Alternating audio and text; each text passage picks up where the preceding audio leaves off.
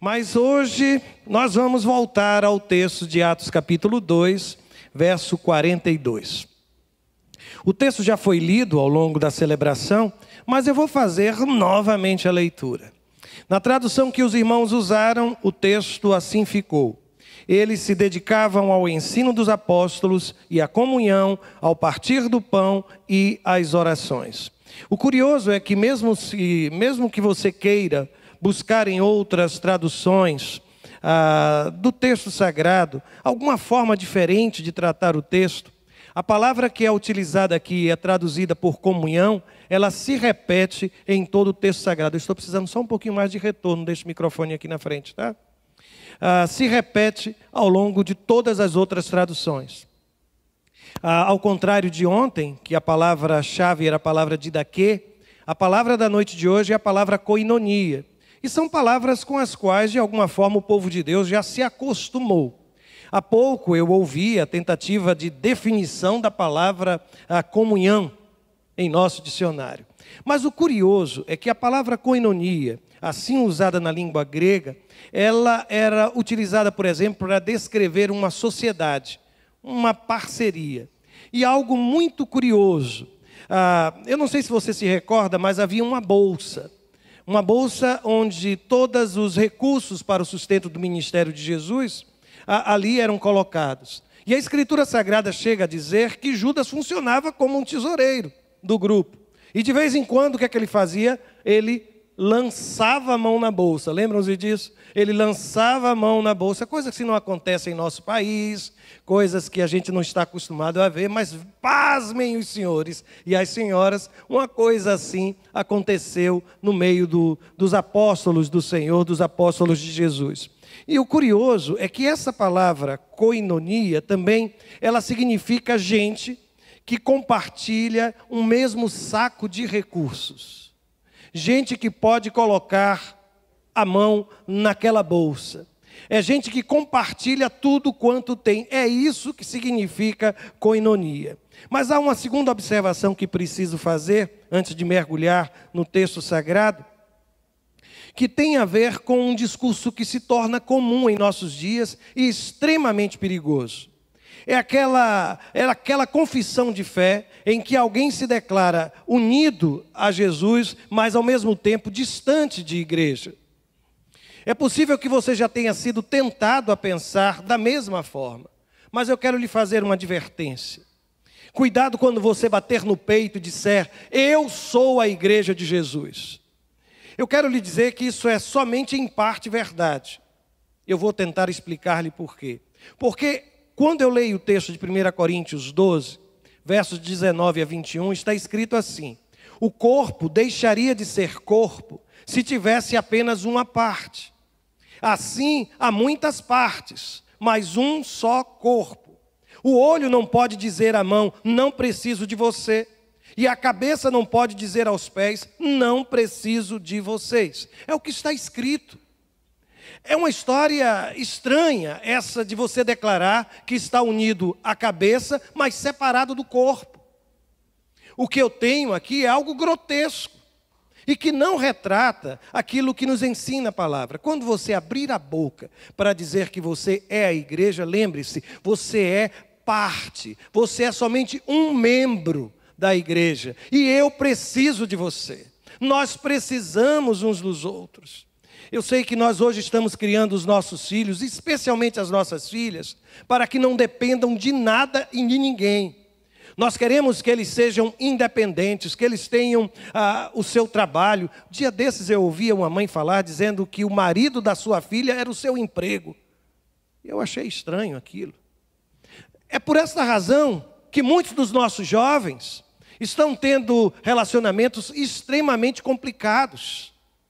Chegam a uma determinada fase da vida, construíram já o seu patrimônio e chamam o apartamento onde moram de meu apartamento, o carro que dirigem de meu carro.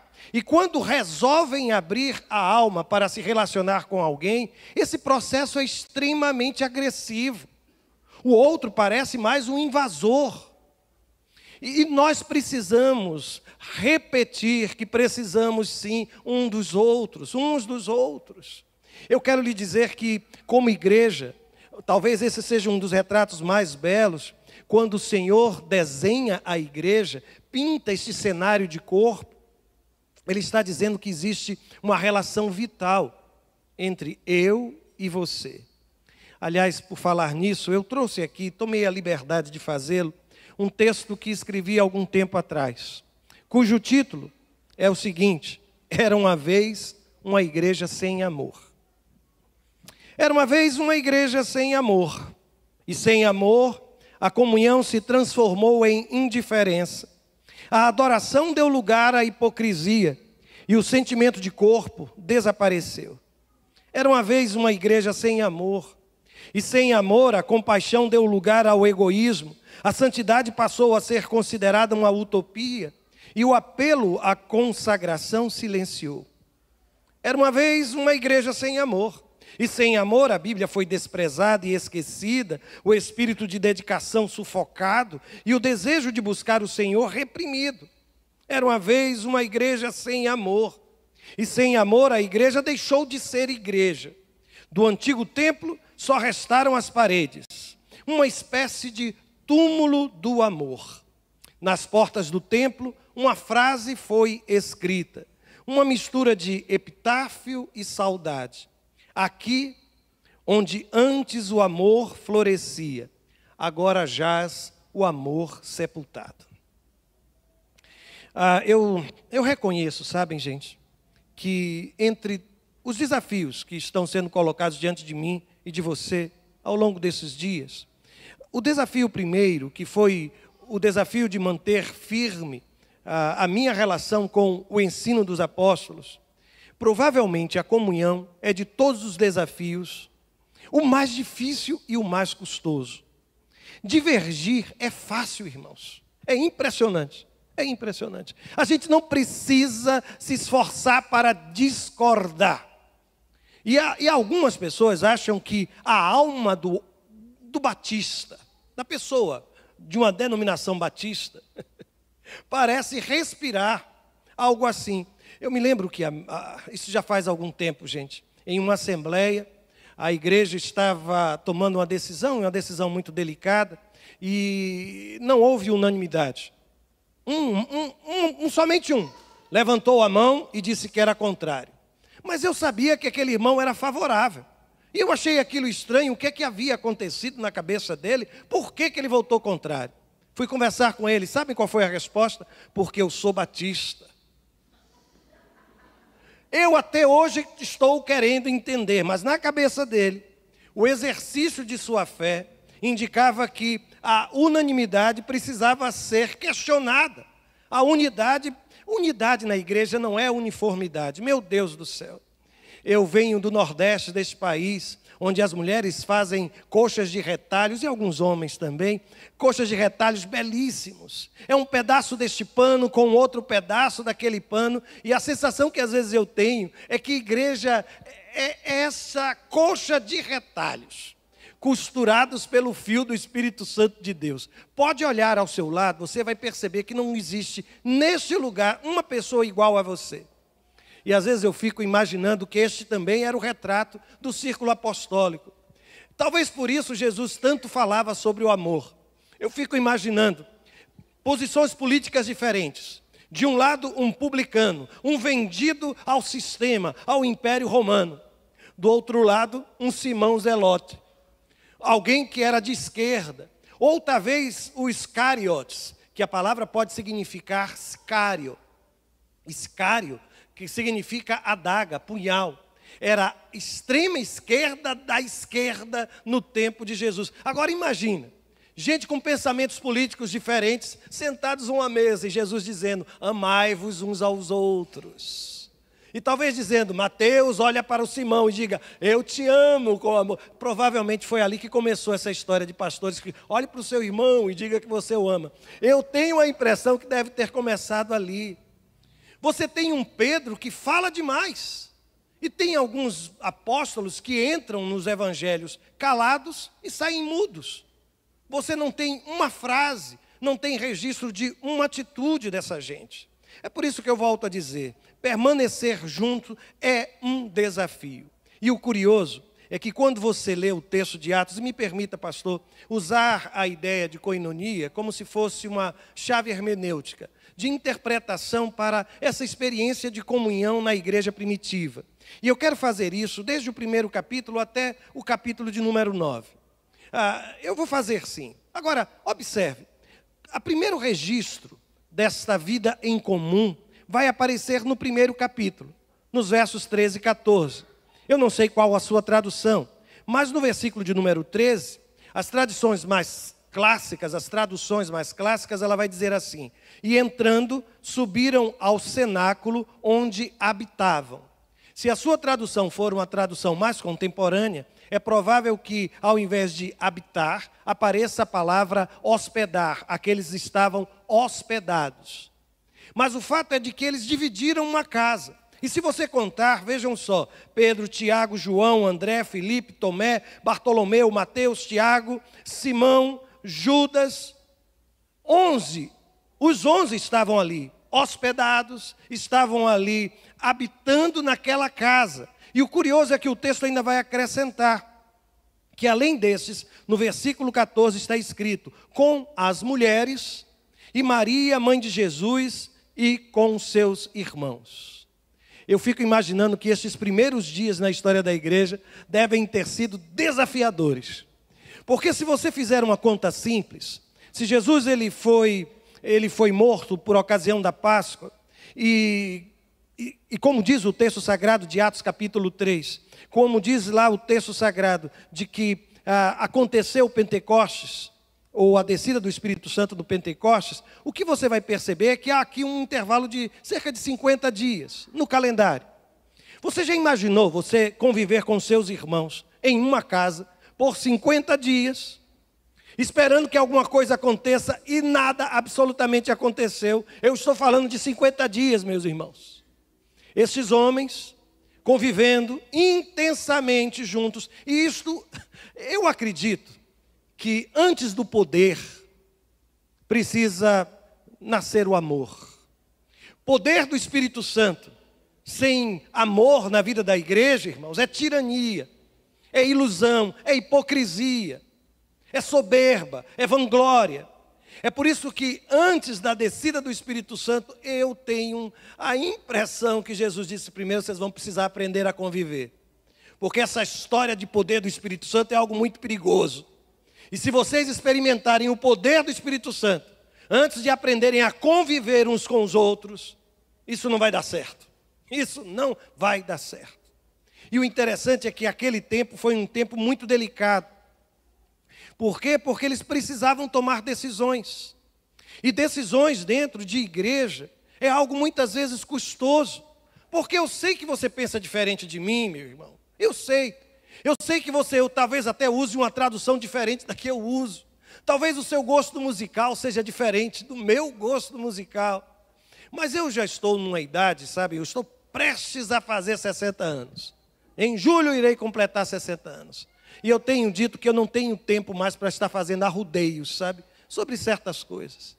Não tenho tempo. Eu não tenho tempo para estar discutindo coisas que são tão periféricas, que não são a essência do Evangelho, e que algumas pessoas parecem se deliciar em discutir essas questões, em criar dificuldades.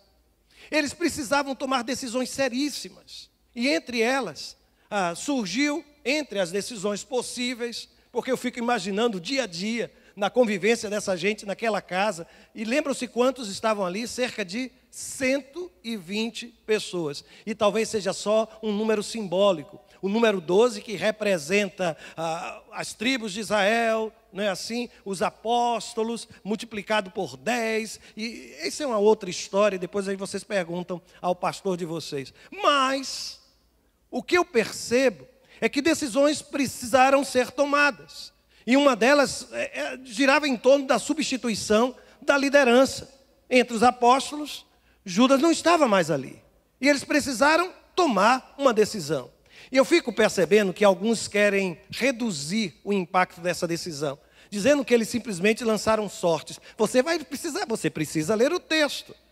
Porque primeiro, antes de qualquer coisa, diz os versos 21 e 22, eles estabeleceram o perfil daquele que deveria ser escolhido. E aí o texto diz: é necessário, pois, que dos homens que conviveram conosco todo o tempo em que o Senhor Jesus entrou e saiu dentre nós, começando desde o batismo de João até o dia em que de entre nós foi recebido em cima, um deles se faça conosco testemunha da sua ressurreição. Fica claro que a pessoa escolhida precisava ser uma testemunha ocular do ministério de Jesus, ter convivido com eles. Então a primeira coisa foi estabelecer o perfil. Depois vem o momento da indicação de nomes. Veja o versículo 23. Aí o texto não diz exatamente de onde esses nomes surgiram, mas está escrito: apresentaram 2 nomes. Depois observem, versículo 24, diz que a escolha foi precedida de oração. O texto diz: e orando disseram: tu, Senhor, conhecedor dos corações de todos, mostra qual destes 2 tens escolhido. E aí, como desfecho, veja o versículo 26. Por voto comum veio a decisão. Eu sei que essa igreja está prestes a tomar decisões, ou uma decisão, que será fundamental para a vida da igreja, para os anos que virão na vida dessa comunidade. E eu quero lhes mostrar, à luz do que acabo de ler, que esses mesmos passos precisam ser tomados. E eu sei que tem muita gente orando. Ninguém passa por um processo de sucessão pastoral sem dobrar os joelhos. A igreja que assim o fizer está condenada ao fracasso. Mas eu quero chamar a atenção dos irmãos. Chegou o tempo de tomar decisão. Pelo voto comum, pela oração, pela indicação de nomes, e eu tenho orado para que Deus revele a sua vontade para a vida desta igreja e sobre a vida deste pastor. Eu tenho orado.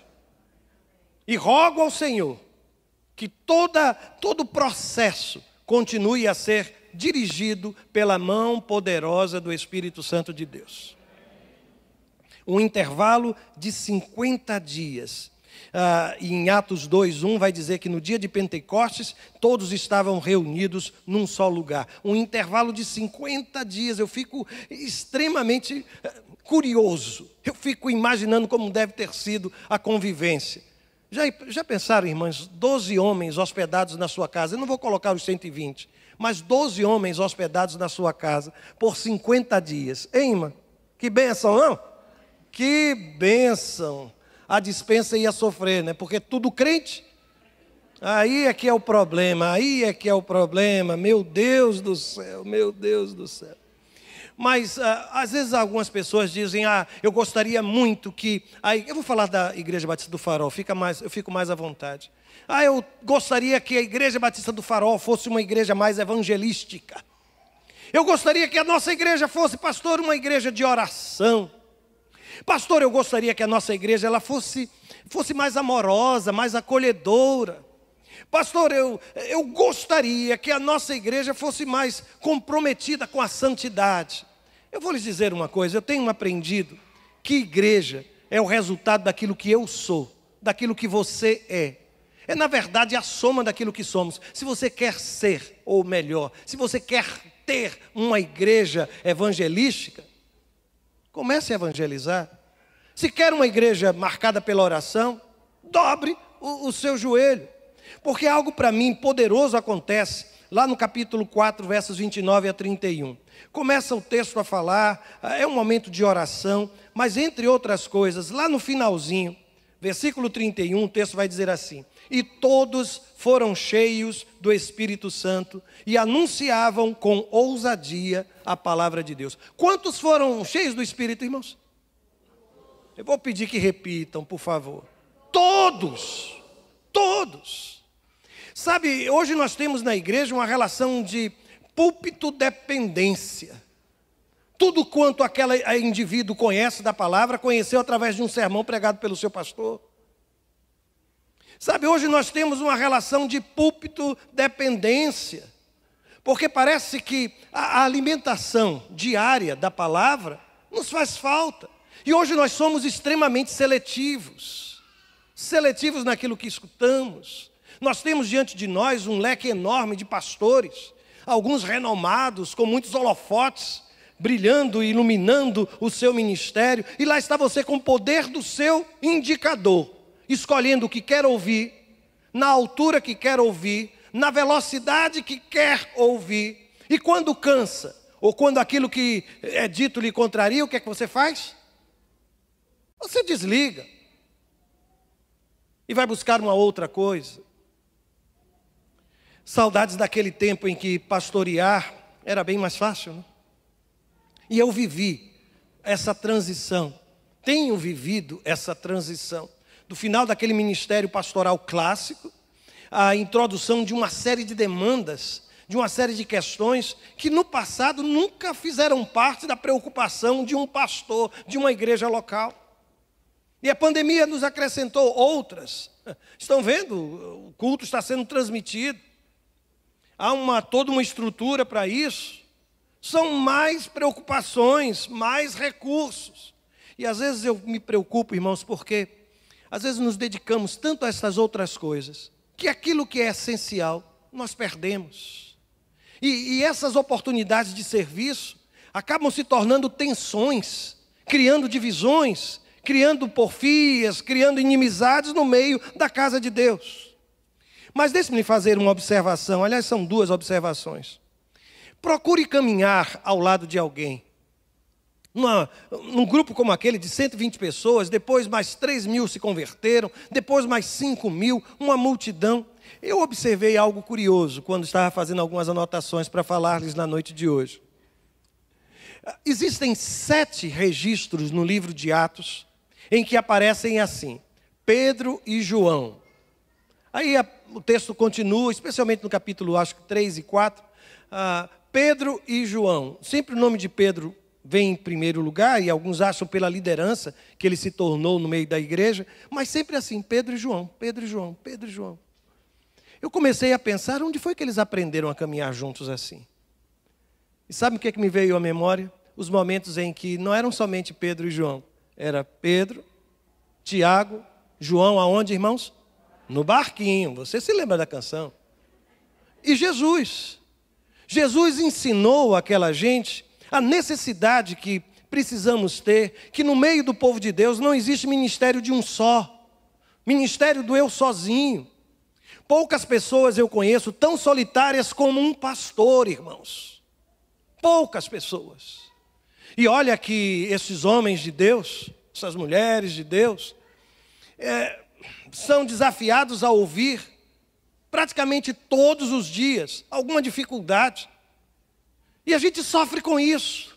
A gente se sente impotente, a gente quer ajudar, a gente não sabe como fazer.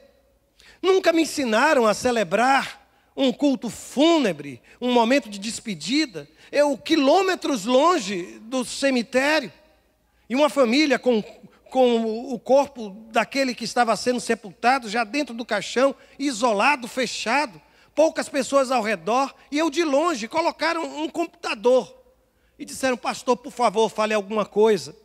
O nosso pai morreu, vítima da Covid, e a gente não sabe o que fazer. Nunca ninguém me disse, nunca ninguém me falou. E aqui estamos todos nós. Profetizaram que as nossas igrejas seriam fechadas, mas as nossas igrejas estão vivas, irmãos. Nossas igrejas estão vivas. E quando eu vejo essa companhia de Pedro e João, eu não sei se você se recorda, mas em Atos 3:1 diz que eles subiam juntos ao templo, na hora da oração, a hora nona. Que bom é poder orar junto com você. Que bom. Não há coisa mais preciosa quando você está num tempo de crise e dor, que alguém lhe diz, olha, estava orando por você agora. E eu espero que você diga isso com sinceridade, viu? Porque algumas vezes a gente ouve um pedido de oração, ore por mim, a gente, certamente eu vou orar. Aí no domingo seguinte a pessoa vem para lhe agradecer, eu quero lhe agradecer. Porque a sua oração foi ouvida, o Senhor abriu a porta e você não lembrou sequer um dia de colocar aquele pedido nas mãos de Deus. Às vezes nós somos impiedosos, sabe, irmãos? Muito impiedosos. Agora, tem uma outra coisa que eu observo nesse sentimento de comunhão. Não é somente encontrar parceiros de oração, criar laços mais estreitos, porque essa história de querer ter uma vida de unidade, de comunhão, em meio a uma multidão de 5.000 pessoas é impossível, irmãos. É humanamente impossível. Humanamente impossível. Mas você precisa caminhar com Pedro, Tiago e João e de vez em quando subir com eles no barquinho. E aqui tem muitos lugares, eu soube até que pode se pescar nesse lugar. Coisa boa, hein? Coisa boa. Pois é.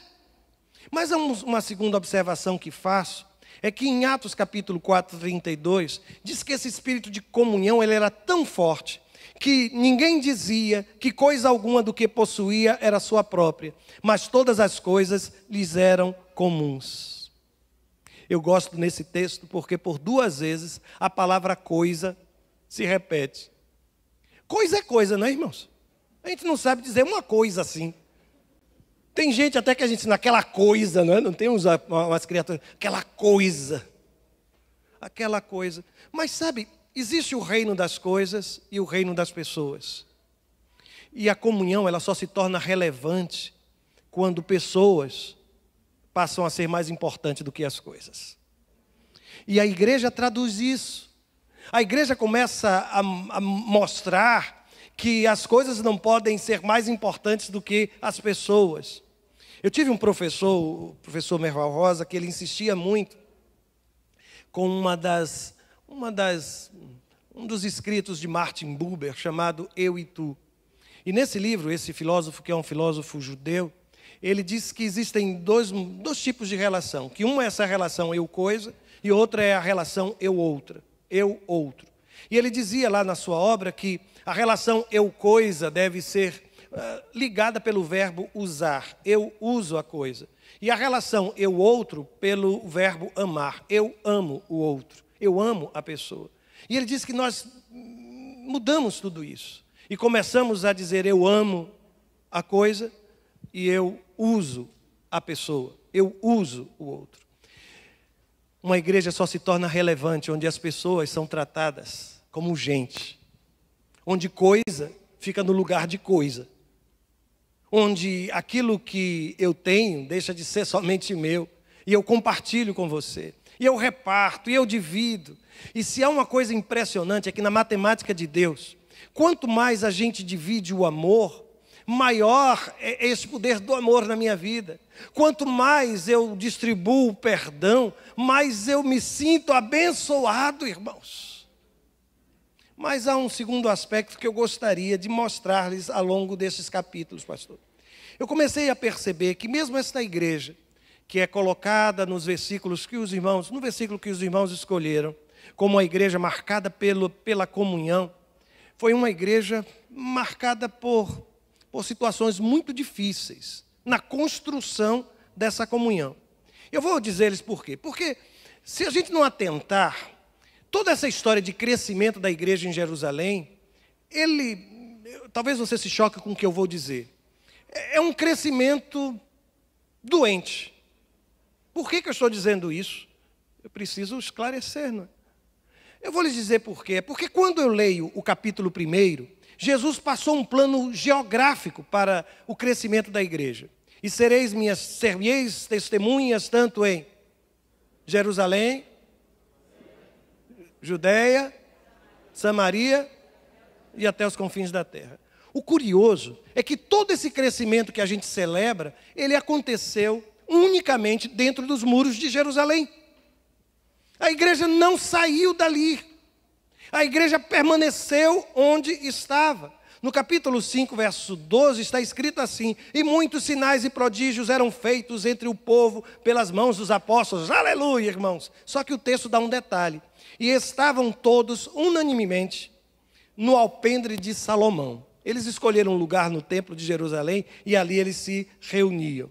E aí o texto depois vai dizer, nos versos 14 e 16, que a multidão dos que criam crescia cada vez mais. Agora vá para os versos, eu acho, 15 e 16. E aí diz assim: e até das cidades circunvizinhas concorria muita gente a Jerusalém. O que está errado aqui, irmãos? É que a igreja estava em Jerusalém e as pessoas vinham ao encontro da igreja. Mas quando Jesus desafiou a igreja, ele disse o quê? Fiquem no templo de vocês, confortavelmente sentados. E eu ainda encontro gente, porque no meio do povo de Deus tem gente para tudo, e como diz um poeta paraibano, ainda sobra um para tocar gaita. Mas eu ainda encontro gente que nunca compartilhou da sua fé, nunca convidou um amigo que ainda não teve uma experiência com Deus para vir à igreja e ainda ora pelo pregador: Senhor, que haja conversões em nosso meio. Eu fico olhando assim e digo: vai ser a tua. Precisa se converter. A igreja permanecia em Jerusalém. E permaneceu sim por algum tempo. E sabem, há um sinal do porquê de tudo isso. Se você já leu o capítulo 8 do livro de Atos, talvez se recorde do que está escrito. Olha o primeiro verso, a Bíblia vai dizer que também Saulo consentiu na morte dele e fez-se naquele dia uma grande perseguição contra a igreja que estava em Jerusalém e todos foram dispersos pelas terras da Judéia e de Samaria. E aí vem uma observação, exceto os apóstolos. Olha, pastor, por favor, não fique com raiva dos seus irmãos, suas ovelhas que aqui estão. Mas se os irmãos tivessem recebido a missão de destruir essa igreja, quem seria a primeira pessoa que os irmãos decidiriam atacar?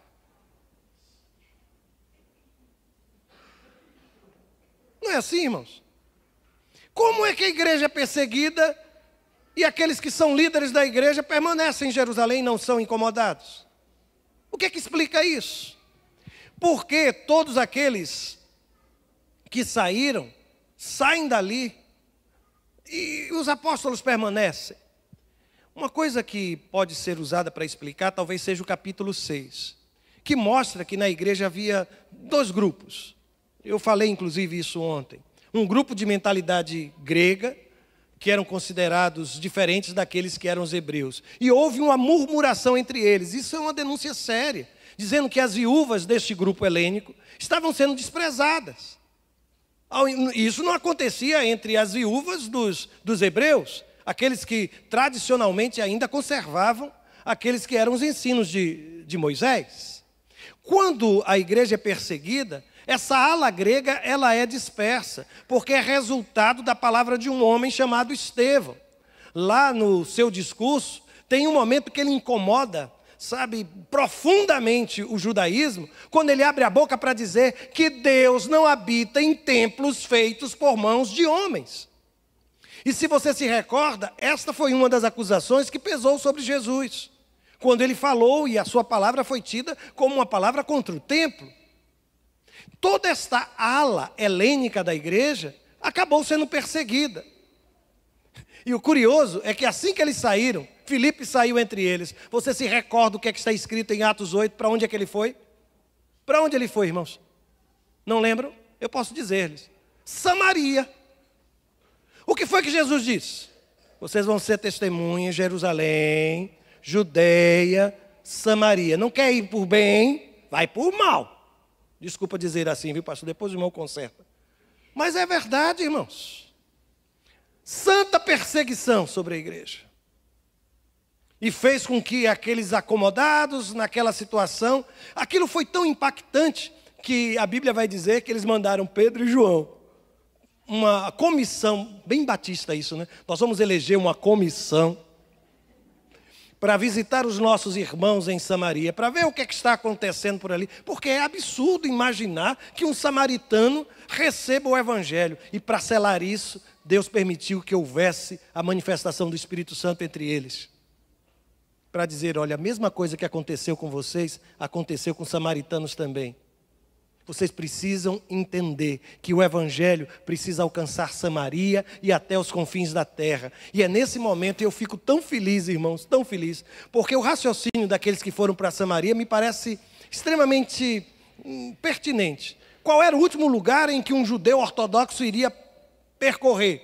Samaria. Onde é que eu vou me esconder? Samaria. E lá estavam eles. E enquanto ali estavam, diz a Bíblia que Filipe começou a pregar o evangelho, pregar o evangelho. E sabem por quê, irmãos? Porque o evangelho não subsiste, não permanece onde existe preconceito, onde existe uma visão deturpada do ser humano, ou quando você olha para alguém e pensa que essa pessoa é irrecuperável. Eu não posso dizer isso, irmãos, Porque ou eu prego o evangelho, que é poder de Deus, para a salvação de todo aquele que crê, ou eu me calo e vivo a minha hipocrisia religiosa, tomada pelo preconceito. Eu tenho aprendido algumas coisas bem interessantes. Deixa eu contar-lhes uma coisa. Certa ocasião eu recebi uma senhora que conheceu a igreja em função do meu missionário, que não fala uma palavra, o meu filho Davi. Ele hoje tem 13 anos, eu disse ontem que ele é um autista, um autismo severo. E essa mulher, ela um dia me procurou para me pedir desculpas. E eu disse, desculpas, o que foi que aconteceu? Ela virou-se para mim e disse, pastor, o irmão deve ter observado que eu tenho vindo à sua igreja e eu tenho dormido o culto todo. Eu disse, só você não. Não disse isso não, pastor. Eu não disse isso não, pastor. Aí ela começou a dizer, pastor, é porque eu tenho andado esgotada. Ela tinha um filhinho, ela tem um filhinho autista, e ela estava sem conseguir dormir. Ele estava numa fase de distúrbio do sono, e eu vivi isso com meu filho, eu sei muito bem o que é ter um menino ainda bem pequenino, que não consegue dormir, era a noite inteira, e colocar o meu colchão embaixo da rede, e passar a noite inteira, e às vezes revezava com a Cláudia, balançando aquela rede, porque era o único lugar que ele sossegava. E ela estava esgotada. E um dia ela veio no coração dela o desejo de entrar na igreja, nunca tinha entrado, era uma pessoa que na sua juventude tinha frequentado a Assembleia de Deus, resolveu entrar para ver o que estava acontecendo na igreja. Ela ficava curiosa, achava curiosa, e quando ela chegou, alguém orientou para que ela levasse o filhinho dela para o berçário da igreja. E a equipe já está treinada para lidar com essas situações, e ela ficou encantada com o impacto que aquilo trouxe. Aí o que é que ela fez? Voltou para o templo. E sabe o que é que ela foi fazer no templo?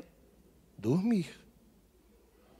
E ela ficou preocupada porque disseram a ela, olha, qualquer coisa a gente coloca o aviso. Ela disse, meu Deus, se eu dormi, e agora se colocar um aviso do meu filho? E ela saiu correndo, quando acordou, foi para lá e o menino estava bem. E ela disse, pastor, me perdoe, mas eu agora já estou conseguindo ficar um pouco mais acordada.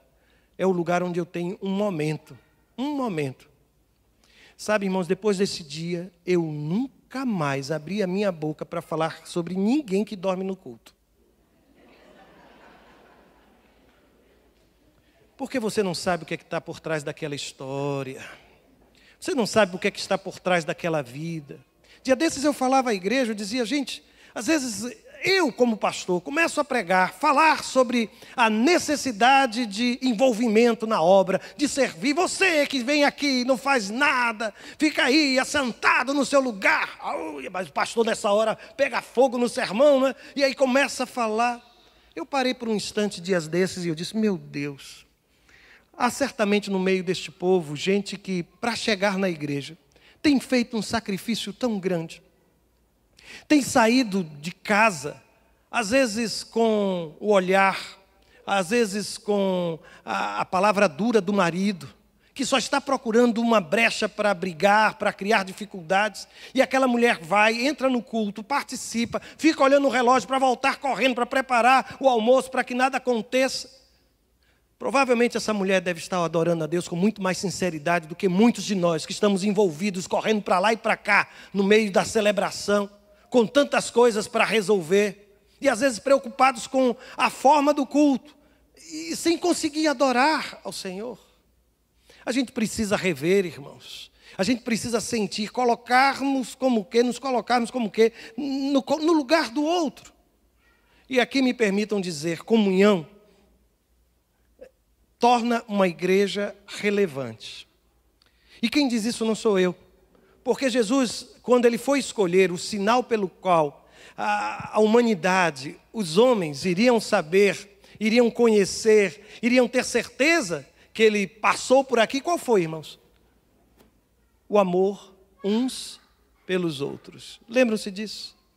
O amor seria a nossa identidade. Uma comunidade acolhedora seria a nossa maior identidade. E eu tenho um homem nas Escrituras Sagradas que eu tenho uma admiração enorme por ele. Sabe qual é o nome dele? Barnabé. Gente, como eu gosto de Barnabé. E aquele hino, então, não fica bem, a gente passa bem. Aquilo é lindo, né? É tão bonito, eu gosto do Barnabé. E especialmente porque Barnabé é essa figura acolhedora no meio do povo de Deus. Porque essa igreja de Jerusalém, que a gente tem dito aqui, repetido, a igreja onde todo mundo tinha em comum, e eu fico olhando, às vezes a gente se esquece da dificuldade que foi para o apóstolo Paulo se integrar no meio daquela gente. Está escrito que depois da sua conversão, no capítulo 9, a partir do versículo 26, que Saulo chegou a Jerusalém. E a Bíblia diz que ele procurava juntar-se aos discípulos, mas todos o temiam, não crendo que ele fosse discípulo. Então a Bíblia diz que Barnabé, tomando-o consigo, o trouxe aos apóstolos, lhes contou como no caminho ele vira ao Senhor e lhe falara, e como em Damasco falara ousadamente no nome de Jesus. E a Bíblia ainda acrescenta que andava com eles em Jerusalém, entrando e saindo. Eu não sei se você tem se sentido Saulo de Tarso, buscando um abraço, buscando que alguém conheça o seu nome, que lhe cumprimente, que abra as portas da igreja, para que você se sinta parte disso aqui.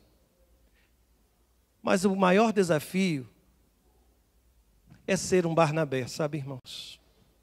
É ter este coração de amor, que olha para o outro e enxerga o melhor no outro. Aqueles que ali estavam, e os apóstolos, é o que está escrito, por favor, eu só estou dizendo o que está escrito. Olhavam para o apóstolo Paulo e só lembravam do passado dele. Barnabé não. Lembrava daquilo que Deus estava operando na vida daquele homem. Barnabé, ele se empenha. E notem, ele se torna boca, voz de quem não tinha voz. Ele pega o apóstolo Paulo e vai conversar, e é ele quem fala. Barnabé parece que permaneceu em silêncio. Paulo parece que permaneceu em silêncio. E Barnabé foi quem falou em lugar dele. Eu preciso ser voz de quem não tem voz, irmãos. Eu preciso ser mão estendida para essas pessoas que estão à minha volta. Porque se os irmãos desejam ser uma igreja relevante, hão de encontrar na comunhão um sinal distintivo da graça de Deus neste lugar, nesta cidade. Mas hoje eu comecei lá no início do sermão, eu compartilhei com você um texto que eu escrevi sobre uma igreja sem amor. Lembram-se disso? Os dias passaram e eu me lembro que eu escrevi um outro texto. E esse texto tem um título diferente. Era uma vez uma igreja amorosa. E eu queria contar-lhes o que escrevi. Ler o que escrevi. Era uma vez uma igreja amorosa.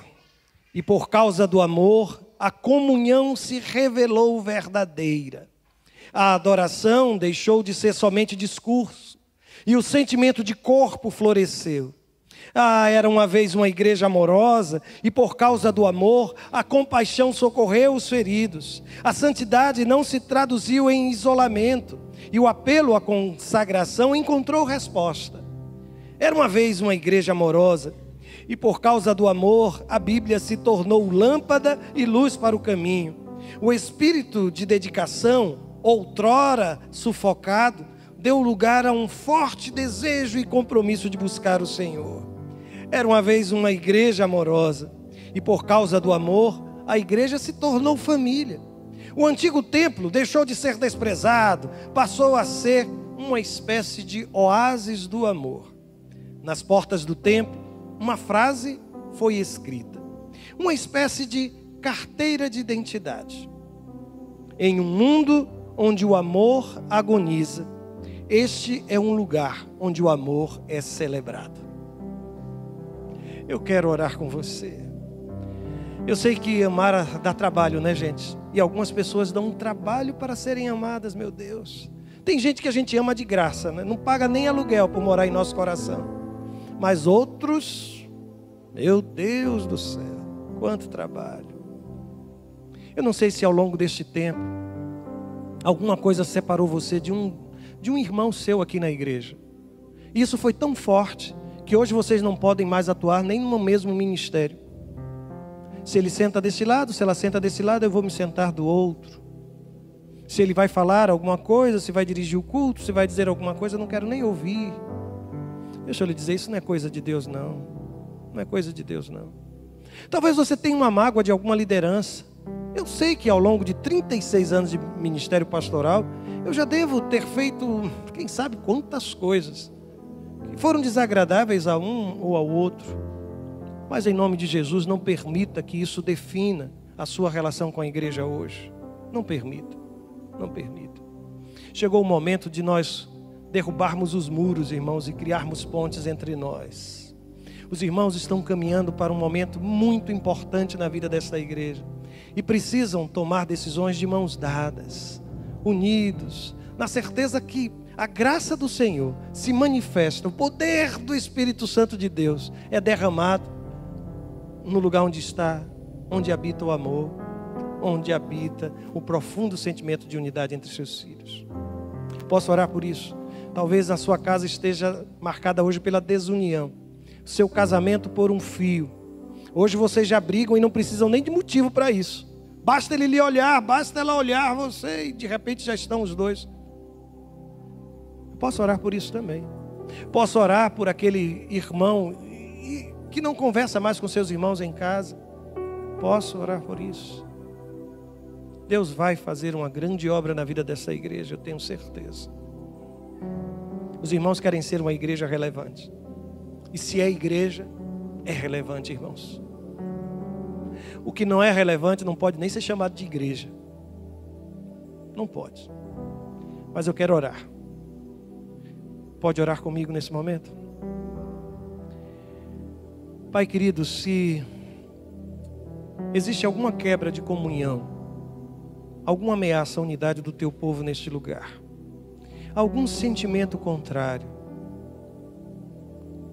derrama o teu sangue, o sangue vertido na cruz do Calvário, meu Pai, sobre o teu povo. Derrama a consciência da unidade e que este sangue seja para mim e para os meus irmãos e irmãs o maior e o único motivo pelo qual nós caminhamos juntos. Podemos ter ideias diferentes, pensamentos diferentes, culturas diferentes, mas o sangue é o mesmo, o sangue de Jesus, Pai. Purifica-nos, Senhor. Se há alguém aqui precisando pedir perdão, Pai, que a humildade e o quebrantamento sirvam, ó Deus, neste momento, para que essas palavras que antes estavam caladas sejam pronunciadas. Se alguém precisa aqui conceder, liberar perdão, eu te peço, meu Deus, mostra-nos que nós não somos e não estamos acima de ninguém.